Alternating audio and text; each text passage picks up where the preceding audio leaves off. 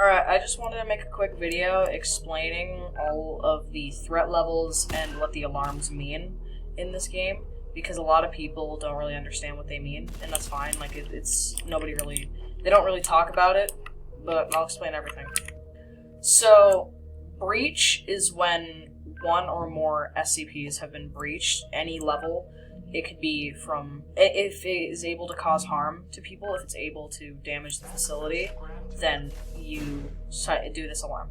Chaos Insurgency is when one or more Chaos Insurgency have been spotted in the building.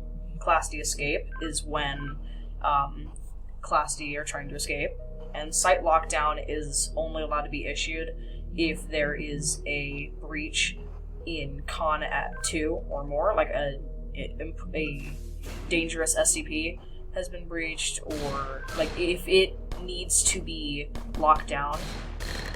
If you don't want the Class D or the Chaos Insurgency or the SCPs getting too far, then you issue the site lockdown, and then off turns it off.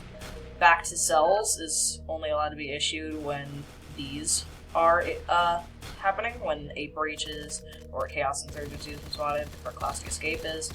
And then the threat levels. Threat level low means that like everything's under control, and if there's any breaches, it's minor stuff, like very minor stuff, like 911. Sorry about the gunshots. People just, yeah. Medium is when 1 to 2 SCPs have been breached, when it's like, okay, we need to calm things down, like when stuff like this has been happening.